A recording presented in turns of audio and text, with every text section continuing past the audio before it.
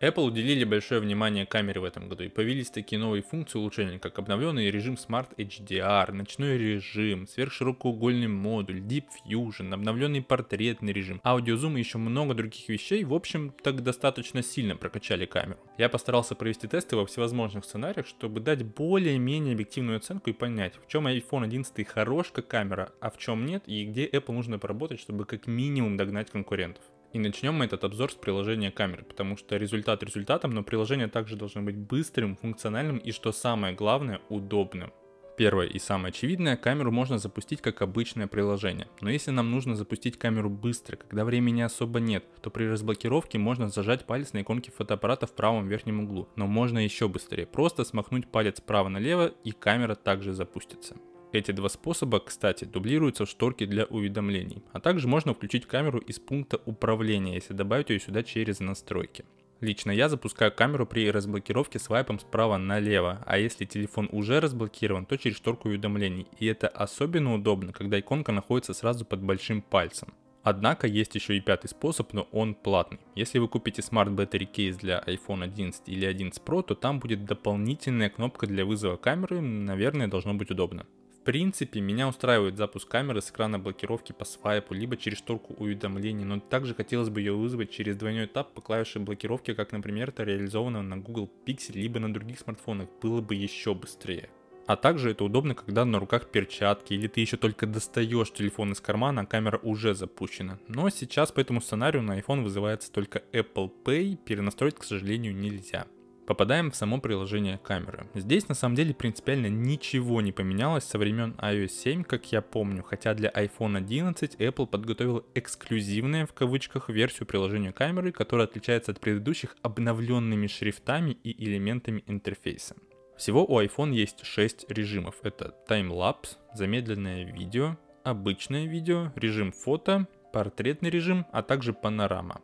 Для режима таймлапс вообще нет никаких настроек, разве что можно снимать как на основной, так и на сверхширокоугольный модуль. Опытным путем можно выяснить, что он снимает в разрешении Full HD, а ускорение происходит в 15 раз, то есть за минуту съемки вы получите 4-секундный таймлапс.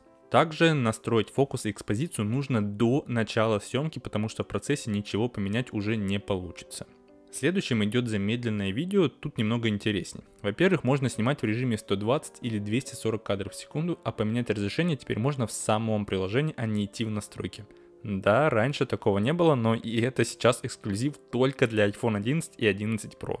Также можно применить вспышку, если освещения не хватает. И, конечно, можно снимать как на основной, так и на сверхширокоугольный модуль, а самое прикольное, можно делать замедленное видео с фронтальной камеры, это назвали Slowfis.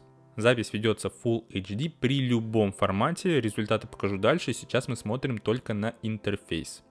Далее идет обычное видео, здесь все очень похоже на замедленное, разве что вариантов съемки намного больше, от обычного HD до 4К 60 кадров в секунду, но менять разрешение и частоту кадров в самом приложении можно только на Full HD и 4К, а если вам по какой-то причине нужен обычный HD 30 FPS, то нужно уже идти в настройки приложения.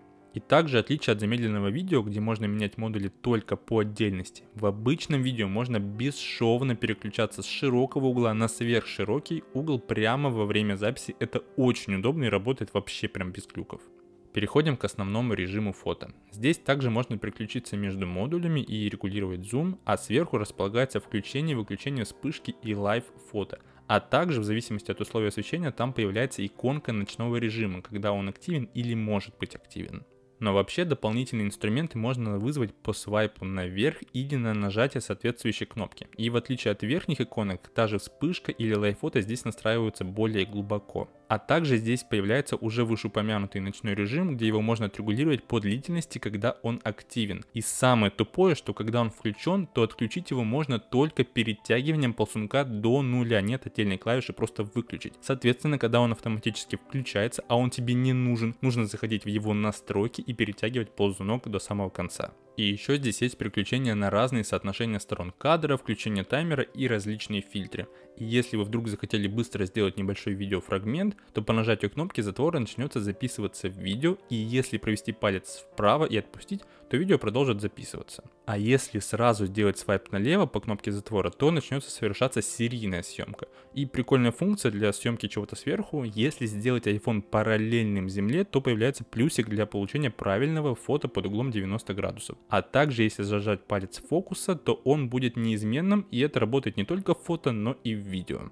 Еще из отличительных особенностей этого режима, как можете заметить, это как бы расширенный вид сверхширокоугольного модуля, когда мы его не используем сверху и снизу. Кажется, что это прикольно, но на самом деле это очень раздражает, потому что ты часто не понимаешь, где заканчивается кадр по краям сверху и снизу. Нужно напрягать зрение, чтобы сделать нужную композицию. В общем, это доставляет сплошной гемор, и самое главное, что это нельзя выключить. Оно пропадает само только когда кадр становится достаточно темным. Переходим к режиму портрет. На iPhone 11 портрет делается исключительно с помощью софта, а на iPhone 11 Pro можно также переключаться на портрет с помощью телеобъектива. Из интересного здесь это то, что можно в реальном времени менять как бы диафрагму, то есть эффект размытия, а также применять различные эффекты к портрету. Их эффект также виден еще до финального результата. Не могу сказать, что они несут в себе какую-то ценность, я изредка применяю второй эффект, который называется студийный свет. Он делает объект более ярким по контуру, а также еще можно применить третий эффект, он называется уже контурный свет, который наоборот затемняет объект, а все остальное так себе. В любом случае, в постобработке это все можно применить и изменить, если нужно, как эффект размытия, так и вот эти всевозможные дополнительные эффекты. Ну и последний режим — это панорама. Здесь вообще максимально просто, можно только переключать модуль с широкого на сверхширокоугольный, а также менять направление панорамы справа налево или слева направо. Все. Панораму при горизонтальном положении делать нельзя, по какой причине я не понимаю. Переходим к настройкам приложения. Кто не в курсе, их можно найти в общих настройках iPhone. Что здесь можно отрегулировать? Первое — это сохранение настроек, а именно режим камеры, творчества и Live фото. Кратко говоря, эта настройка позволяет сохранять последние параметры, когда вы закрыли камеру. Если включить режим камеры, то если вы снимали видео и закрыли приложение, а потом снова откроете камеру, то вернетесь в режим видео, а не фото. Творчество то же самое, только для фильтров, а Live фото сохраняет настройки этой функции, а не сбрасывает их по умолчанию.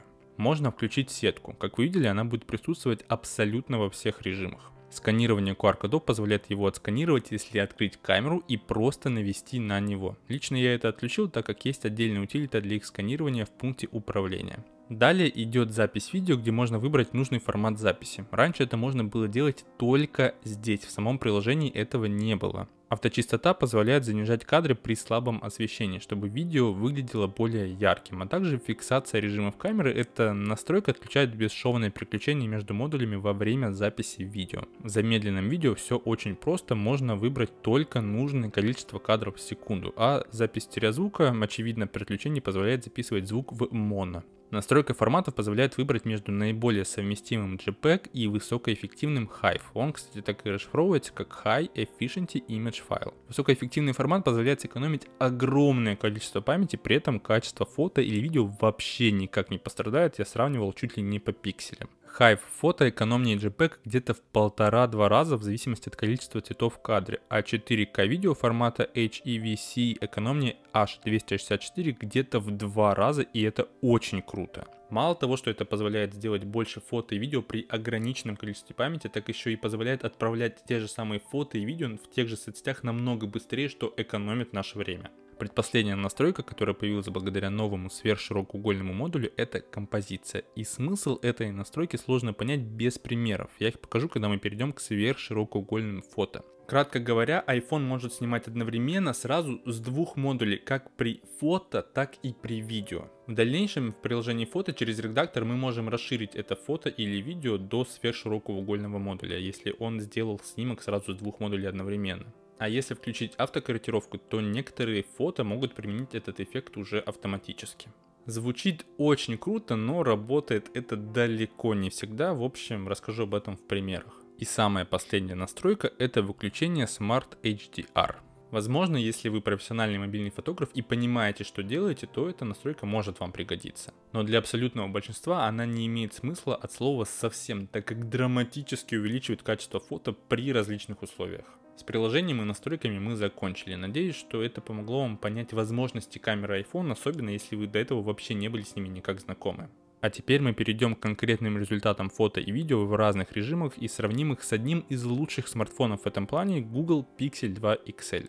Для тех, кто в теме, для Pixel я использовал кастомный мод, который добавляет функцию Super Res Zoom и также улучшает некоторые другие алгоритмы. Поэтому хоть Pixel 2 XL и старше iPhone 11 на 2 года, я все равно его считаю достойным оппонентом для iPhone, потому что сейчас на качество фото драматически влияет исключительно софт, а софт, как вы понимаете, обновили, поэтому он достойный конкурент для iPhone.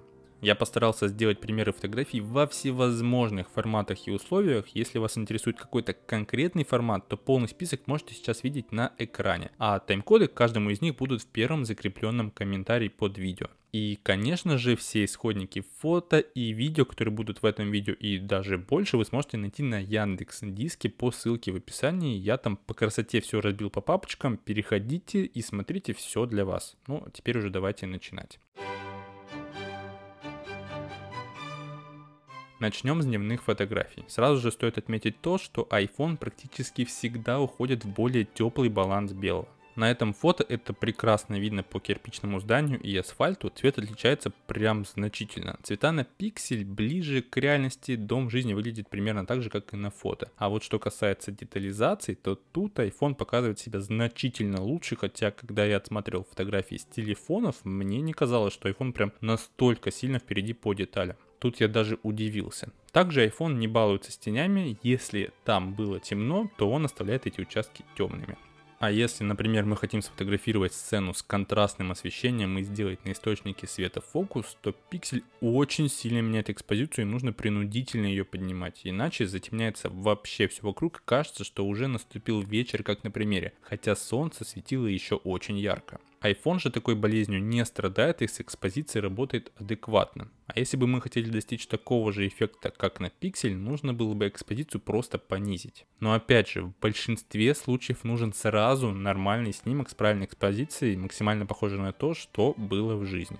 В целом же iPhone старается делать дневные фото яркими, но при этом делает картинку достаточно ровной по свету и теням. Pixel с Google камерой делает более контрастные снимки, черный цвет получается глубже. Лично я больше предпочитаю контрастные снимки, хотя эксперименты показывают, что большинству больше нравятся светлые фото, такие как делает iPhone. Поэтому, когда выкладываете что-то в Instagram, то добавьте больше света и получится на 2-3 лайка больше, чем обычно, такой вот лайфхак. А вот что касается динамического диапазона, то тут iPhone немного удивляет. Посмотрите на небо, прям ярко-синее на iPhone и более приглушенное на Pixel.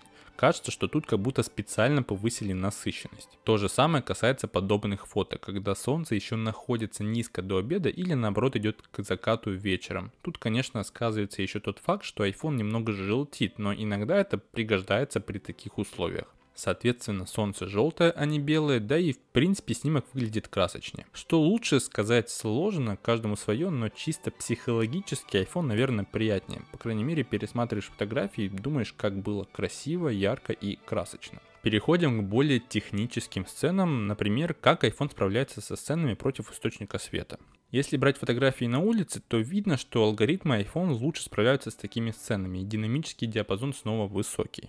А если же перейти в помещение, где есть темные и яркие объекты, и сделать фото напротив источника света, то iPhone снова старается сделать фотографию ярче и более ровной во всех ее местах, как на виде из окна, так и внутри, но на этом примере все более-менее окей. Но если посадить человека, на котором по идее должно быть все наше внимание, то iPhone вообще все равно. Он старается сделать ровный снимок по экспозиции и цветам абсолютно везде, поэтому не получается вообще ничего. Pixel все-таки сделал акцент при обработке фото на человеке, и хоть на заднем плане ничего не видно, но главный-то объект выглядит нормально. А что за артефакт в этом месте получился, я вообще не понимаю. Мы делали это фото несколько раз, и каждый раз получалось одно и то же. Такая вот фигня. Перейдем к фотографиям с движением. Первое, что можно заметить, так это то, что снимки на iPhone получаются намного шире. Я это, кстати, понял только на этих примерах, до этого как-то не особо замечал, и тут прям разница очевидна. Основной модуль iPhone очень широкий.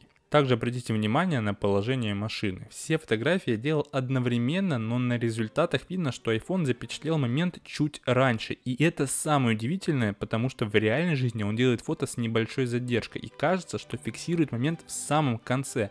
а оказывается, что наоборот. Ну и, конечно же, iPhone снова желтит. Почему баланс белого на iPhone срабатывает подобным образом, мне непонятно. Но перейдем к самим объектам в движении. iPhone, в отличие от Pixel, лажает меньше и в большинстве случаев показывает себя лучше, ну либо изредка хуже. Что опять для меня было удивлением, потому что Pixel делает фото мгновенно, а у iPhone при затворе есть задержка, и кажется, что он должен все смазать, но получается неплохо.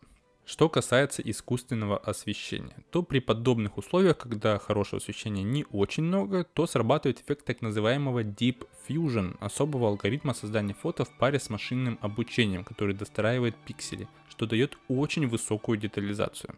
И я встречал мнение, что не всем это нравится из-за чрезмерности эффекта, в общем, не всем угодишь. И опять же, есть проблемы с балансом белого, на этом примере это отчетливо видно. А вот тут снимок снова получился ярче, чем на пикселе, в целом выглядит приятнее, но произошел какой-то баг с вывеской, откуда-то появились синие контуры и потеря в детализации. А теперь давайте посмотрим на примеры с зумом. Напомню, что на iPhone 11 нет телеобъектива, так что весь зум получается только цифровым. И тут вы должны обратить внимание, что на iPhone фотки с приближением почему-то получаются намного хуже, чем на Pixel. А все дело в том, что Google придумала такую функцию, как Super Res Zoom, я ее уже упоминал в начале, и ее прикол в том, что она склеивает множество кадров до и после затвора, берет лучшие части из каждого кадра и рисует один четкий снимок, тем самым практически устраняя эффект трясущихся рук. iPhone таким похвастаться не может, и поэтому подобные фото с зумом у него ничем не отличаются от тех, где можно самому руками приблизить кадр без зума.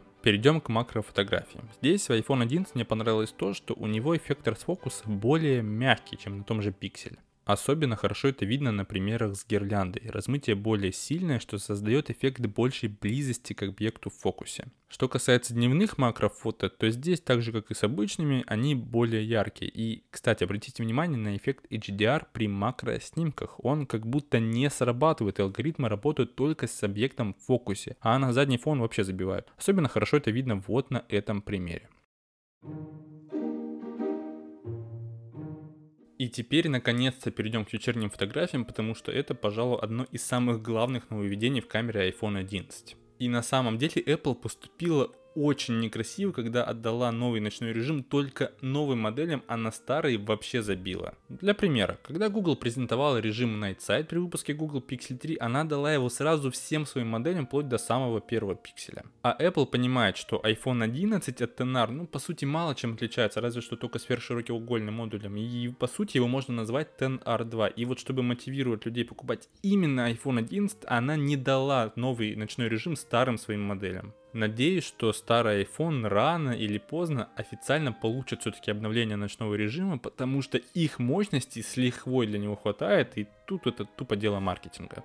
Что по поводу обычных вечерних фото на iPhone без ночного режима. Здесь в принципе все неплохо, они достаточно детализированные, но весьма темные. И это очень странно, ведь днем iPhone старается сделать максимально яркий снимок. И конечно все тот же баланс белого с уходом в желтизну. И если днем это может не очень бросаться в глаза, то вот желтое небо вечером портит вообще все. Исправь Apple их дурацкий баланс белого, уйдет большинство проблем с цветом, особенно на таких вечерних фото. А если уже перейти к самому ночному режиму, тут Apple, конечно, молодцы. Они одними из последних представили ночной режим среди всех крупных производителей, но он сразу стал чуть ли не самым лучшим, по крайней мере в большинстве случаев. Он зачастую имеет больше деталей, и мне нравится, как iPhone работает с мелкими источниками света типа фонарей или фар машин. Они не влияют на итоговый результат и не слишком выделяются, как, например, тот же Pixel. И что самое главное, iPhone делает кадр в ночном режиме практически таким же, каким ты его видишь в реальной жизни. Не слишком ярко или наоборот тускло, прям вот золотая середина.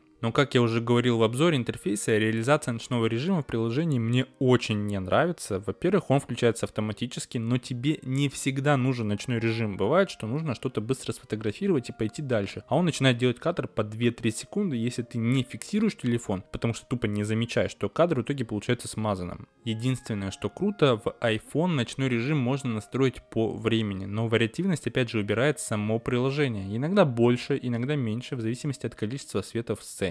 Короче, ночной режим в iPhone зачетный, но нужно чутка переработать его интерфейс и будет вообще все хорошо. Ну и быстренько покажу вечерние фотографии объектов в движении. Здесь все плюс-минус одинаково. Где-то iPhone лучше, где-то Pixel. В целом запечатлеть объект в движении, чтобы можно было что-то разглядеть, можно. Но тут как повезет на самом деле.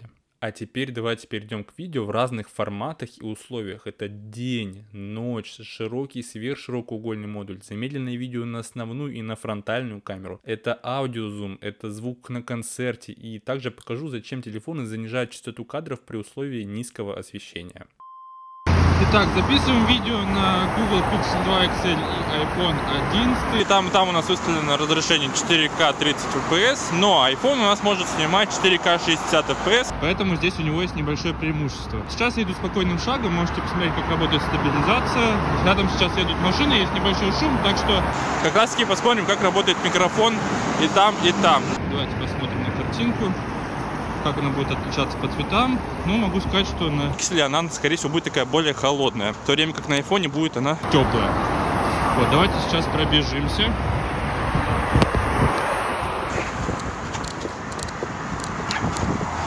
Ну вот, как-то так, и давайте автофокус. Так, Pixel. Тут у нас небольшие сбои. Так, ну, мне кажется, одинаково по времени. Собственно, вот так вот у нас снимает iPhone и Pixel уже в вечернее время. Можете посмотреть на цветопередачу. Вот, есть ли падение фреймрейта. Вот так вот это все выглядит. Центр Петербурга. Ну вот, как-то так. Что касается дневного освещения, то здесь ширик, конечно, работает более-менее неплохо. Давайте мы сейчас переключимся. Бумс. И заметьте, да, как у нас сразу падает больше деталей. И вот в узком пространстве, когда у нас слева и справа вот у нас что-то щимит, то здесь ширик, конечно, пригождается как фото, так и видео части. Видите, да, можно плавно переключаться. Бумс. Сейчас у нас, вот, заметьте, картинка, да, падает. Опс. Вот здание, особенно по цветам видно. И тут мы переключаемся с ширика на основной модуль. Давайте пробежимся в ширике. Сейчас переключимся.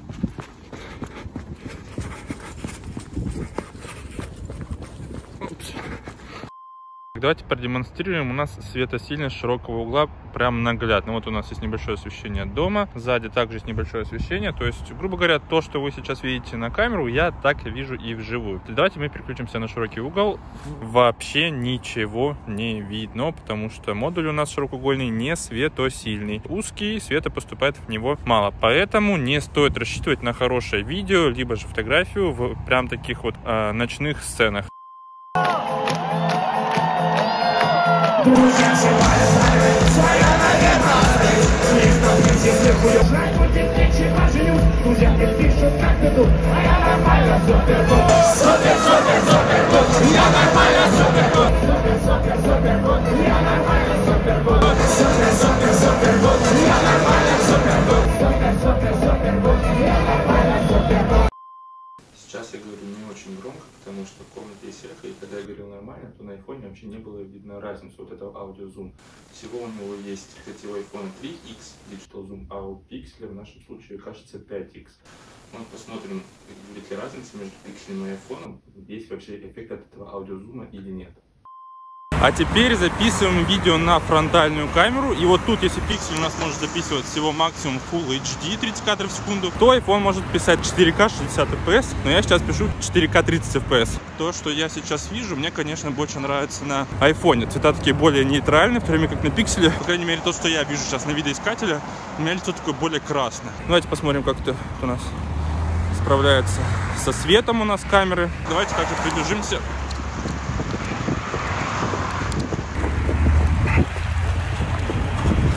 Как-то так. А вот уже фронталка вечером. Тут, кстати, мне уже Pixel нравится больше, чем iPhone. Если днем мне iPhone нравится больше, то Pixel мне нравится больше вечером. Вот как-то так. Разные слои освещения. Смотрим на разницу. Сейчас я снимаю фронталку в 4К 30 FPS. Вот, давайте сейчас я переключусь на 60 FPS. Посмотрим, как намного темнее у нас станет картинка, потому что 60 кадров все-таки свет поглощает меньше, чем 30. Вот, а то, о чем я говорил, видите, на ночное время 60 кадров в секунду использовать нежелательно. Лучше, конечно, использовать более низкий фреймрейт, потому что картинка тем самым у нас будет более ярко, нежели чем при высоком фреймрейте. Вот сейчас меня вообще не видно.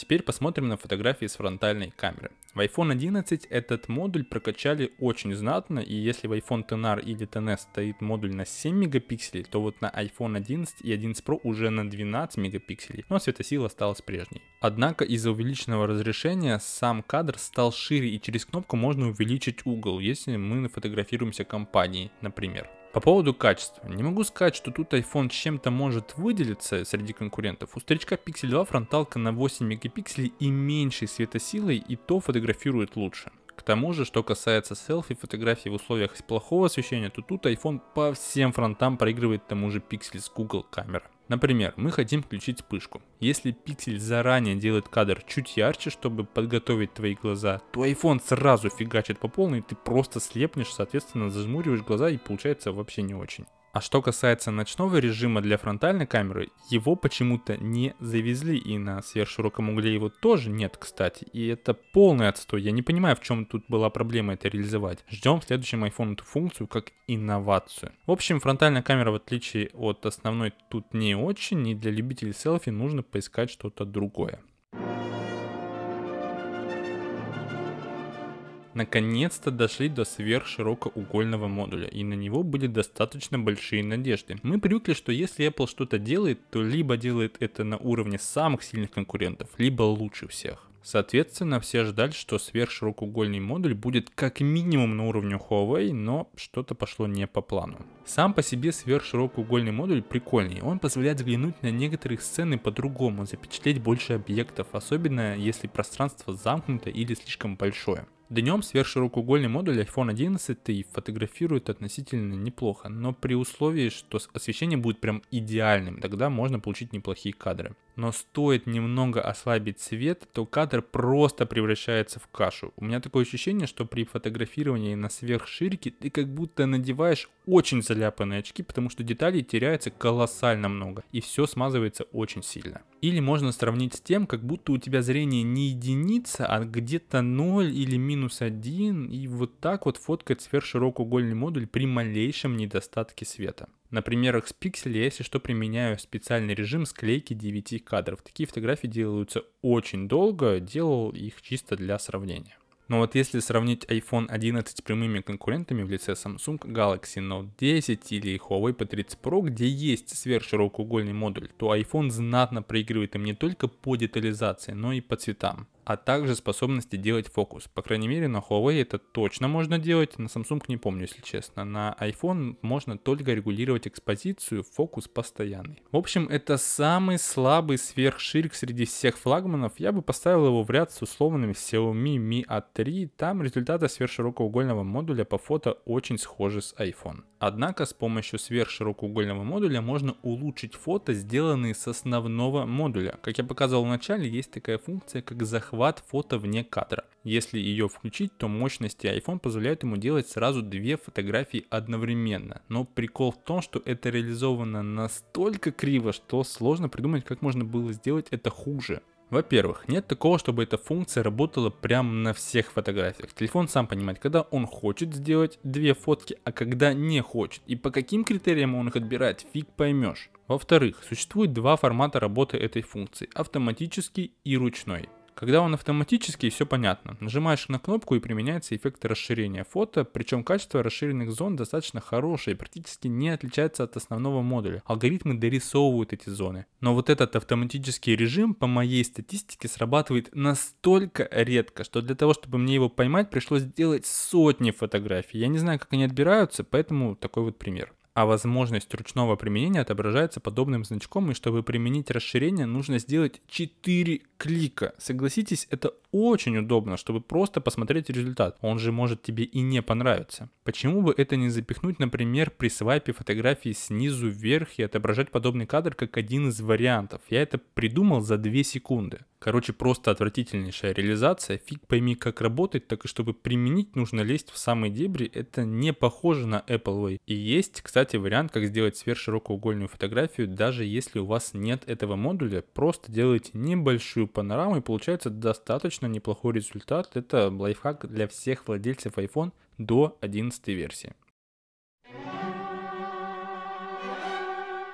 Переходим к портретному режиму. С одной стороны, мне хочется похвалить Apple за то, что они научили свои алгоритмы достаточно неплохо вырезать людей, животных и объекты без телеобъектива. Результаты и правда достаточно часто получаются неплохими, но с другой стороны, хочется очень сильно поругать за сам процесс портретной фотографии. И здесь, пожалуй, еще хуже ночного режима. Во-первых, это захват объекта. Я понимаю, что все делается через софт и выше головы не прыгнешь, но почему-то тот же Pixel с Google камера может делать портретные фото хоть в 10 сантиметрах от объекта, хоть в 4 метрах, но тут уже на самом деле как повезет, чем дальше, тем сложнее. Для iPhone же нужно создать просто идеальные условия, отойти минимум на 1,5 метра, и объекту нужно желательно не двигаться, иначе камера его может попросту потерять. Причем можно выделить объект, сфокусироваться на него дополнительно, немного подходить, и эффект размытия пропадает. Ну почему? И тут мы переходим ко второй проблеме. В портретном режиме на iPhone нельзя сделать зум. Тут просто полное непонимание.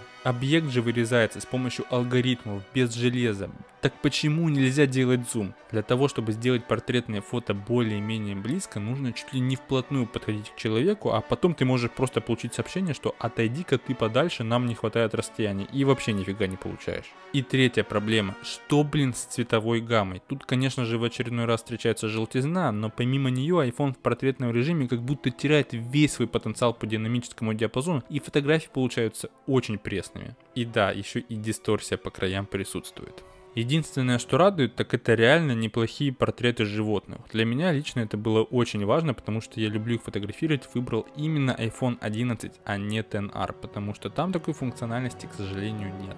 И я думал, что это вранье, чисто маркетинг по поводу того, что сверхширокоугольный модуль помогает в портрете животных, чтобы отмазаться перед владельцами прошлогодней версии iPhone. Но оказывается, оно и правда так работает, может, конечно, все специально подстроили. Хотя тому же Pixel ничего для этого не нужно, все можно сделать одним модулем. Коротко по поводу панорам. Вот тут вообще практически нечего предъявить iPhone, особенно за качество. Панорамы делаются легко, деталей много, можно как на широкий, так и на сверхширокоугольный модуль. Единственное, чего мне не хватает, так это панорам в горизонтальном режиме. Тут я тоже не понимаю причину ее отсутствия, а именно такой вид панорамы я считаю самым прикольным, но владельцам iPhone этого даже не узнать. И последний эпизод в этом большом обзоре камер, который я хотел бы отметить, это Live фото. Во-первых, лайв-фото у iPhone, в отличие от всего, что я видел, это настоящее мини-видео, которое записывается при каждом фото. Качество картинки и звука очень хорошее. Но что мне нравится больше всего, так это 3 эффекта, которые используют формат лайв-фото. Если первые два с непрерывно повторяющимся фрагментом и маятником достаточно простые и мало кого могут впечатлить, то вот последний с эффектом длинной выдержки, вот это по-настоящему круто. С этим режимом можно делать достаточно крутые фотографии с человеком в толпе, водой или огнем, а также если вы фотографируете дорогу и случайно проехала машина, то длинная выдержка ее уберет как лишний объект. В общем, по поводу лайв-фото могу Apple только похвалить, в этом плане они реально молодцы. Ну что же, я думаю, что это был, наверное, один из самых подробных видеообзоров камеры iPhone 11. А сейчас я бы выделил следующие вещи, над которыми лично я бы поработал на месте Apple, а именно: модернизировать навигацию по режимам. Тут можно позаимствовать механизм у Google камеры. Сделать более быструю фиксацию фокуса и экспозиции. Выделить ночной режим в качестве отдельного пункта в камере. Добавить настройки для этого дурацкого расширения вида, чтобы его можно было просто отключить. Переработать механизм захвата фото вне кадра или просто добавить описание, как оно работает, а результаты для быстроты можно добавить как отдельный пункт, где сейчас есть эффекты Live фото. Улучшить портретный режим, сделать его менее критичным к расстоянию, хотя бы к близкому, и добавить возможность зума, а также с цветами поработать. Добавить режим горизонтальной панорамы. Попытаться уменьшить скорость затвора. Скопировать, если можно, эффект Super Rezoom, как у Google камеры. Добавить ночной режим для сверхширокоугольного модуля, а также для фронтальной камеры. Над самими селфи нужно также поработать, даже Pixel 2 с худшим модулем снимает и то лучше. И, конечно же, поработать с балансом белого и побороть желтизну на фото. Я считаю, что это враг номер один для этой камеры. Как видите, большинство моих замечаний касается именно интерфейса и удобства камеры. И если хотя бы что-то из этого поправят в ближайшем будущем, я надеюсь, что апдейты достанутся хотя бы iPhone 11, а не перейдет все iPhone 12, как в этом году. Все получил iPhone 11, а XR, десятка... просто пошли нафиг. Нет, я надеюсь, что все старые и текущие айфоны получат обновление, их камера станет удобнее и лучше. Огромное всем спасибо, кто досмотрел это видео до конца, мне реально очень приятно. Желаю вам всем офигительнейших фото и, как обычно, всем удачи, всем пока.